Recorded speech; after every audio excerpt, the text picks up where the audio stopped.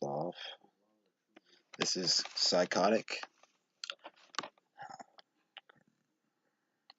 I know you love the face paint, and it's Crow-esque, so I have to do the Raven Crow face paint because that's pretty much what you were asking for, Claudia. I just want to thank you for getting me to do this because I didn't think I was gonna have it in me to do it.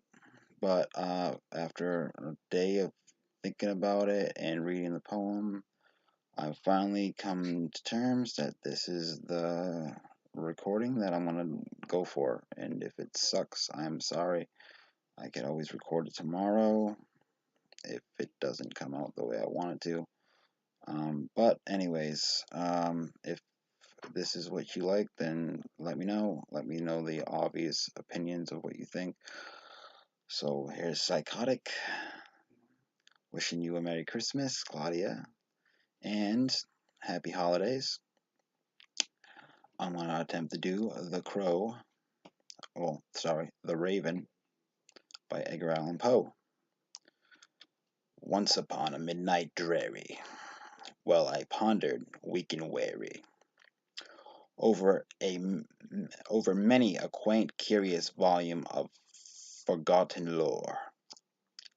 While I nodded, nearly napping, suddenly there came a tapping, as of someone gently rapping at my chamber door. "'Tis some visitor," I muttered, tapping at my chamber door. "Only this and nothing more." As I distinctly remember it, it was the bleak December, and each separate dying ember wrought its ghost upon the floor. Eagerly I wished for the morrow. Vainly I had sought to borrow from the book's surcease of sorrow for the lost Lenore, for the rare and radiant maiden, whom the angels named Lenore, nameless here for evermore.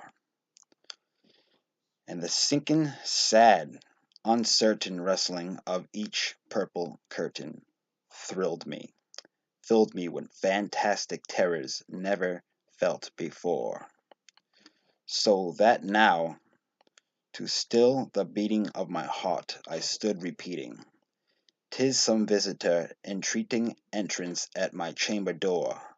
Some late visitor entreating entrance at my chamber door.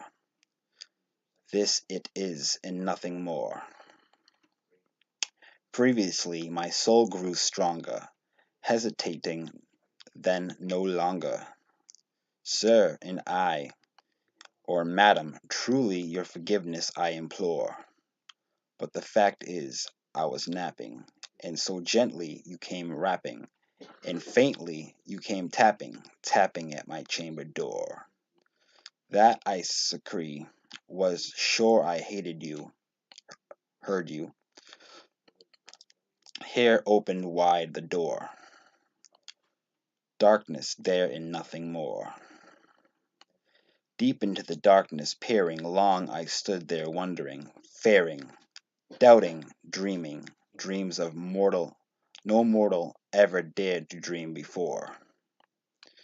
But the silence was unbroken, and the stillness was no token, and the only word there spoken was the whispered word Lenore. This I whispered, and an echo murmured back the word Lenore. Merely this and nothing more. Back into the chamber turning, all the soul within me burning. Soon again I heard a tapping, somewhat louder than before. "Surely," I said, "surely this is something at my window lattice. Let me see then, what threat it is, and this mystery explore. Let my heart be still a moment, and this mystery explore. This wind and nothing more." Open here I flung the shutter when, with many a flirt and flutter, In in there stepped a stately crow of the saintly days of yore. Not the least absent sense made he, not a moment, not a minute stopped or stayed he, but with mien of lord or lady perched above my chamber door, perched upon a bust of Pallas, just above my chamber door, perched and sat nothing more. Then this ebony bird, begetting my sole fancy into smiling, by the grave and stern decorum of the con- countenance it wore. Though thy chest be shorn and shaven, though, I said, art sure no craven, ghastly grim and ancient raven wandering from the nightly shore. Tell what thy lordly name is on the night's Plutonian shore. Quoth the raven, nevermore. Much I marvelled this ungainly fool to hear discourse so plainly, though its answer little meaning, little relevancy bore. For he cannot help agreeing that no living human being yet was blessed with seeing bird above his chamber door, bird or beast upon the sculpted bust above the chamber door, with such name as Nevermore.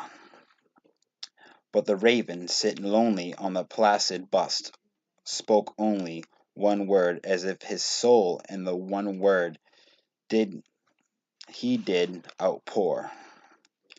Nothing further than he uttered, not a feather than he fluttered, till I scantly more than muttered, other friends have flown before. Till I scantly more than muttered, other friends have flown before.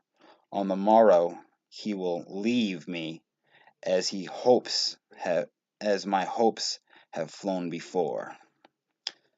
Then the bird said, Nevermore, startled as a stillness broken by reply so amply spoken.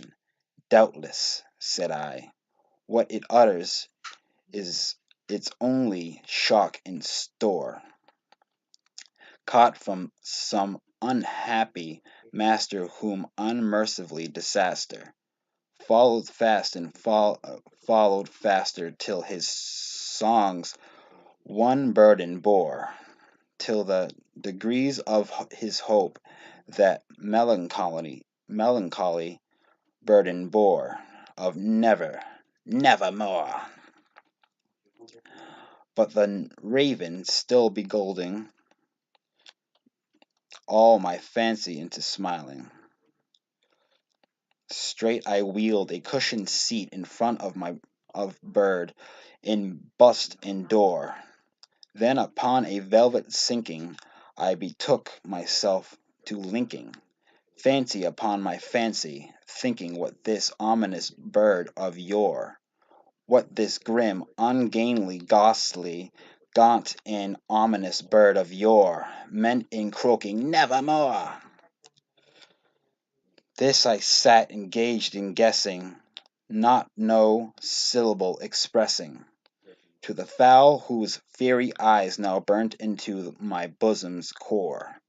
This and I sat divining, with my head at ease reclining on the cushion's velvet lining, that the lamp light gloated o'er, but whose velvet violet lining with lamp light glowing o'er. She shall press, nevermore. Then methought the air grew denser, perfumed from unseen censer, swung by seraphim whose footfalls tinkled on the tuffled floor. Wretch, I cried. Thy God hath lent thee, by these angels he hath sent thee.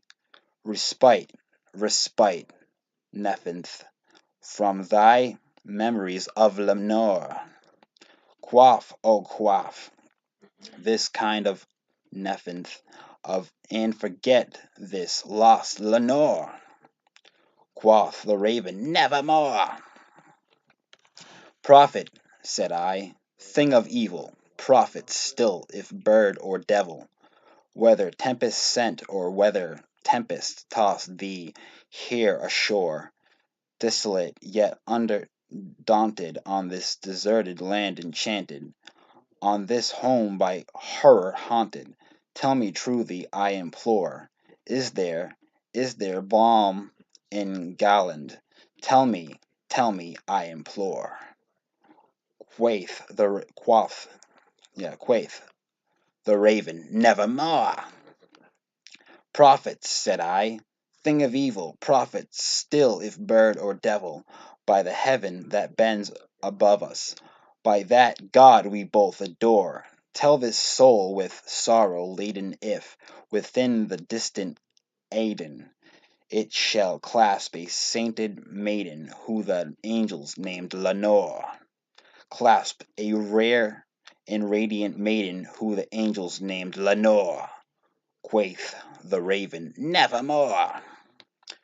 Be the word of sign of parting, bird or fiend, I shrieked, upstarting. Get thee back into the tempest and the night's Plutonian shore. Leave no black plume as a token of that lie thy soul has spoken. Leave no black plume as a token of that lie thy soul has spoken. Leave my loneliness unbroken, quit bust above the door.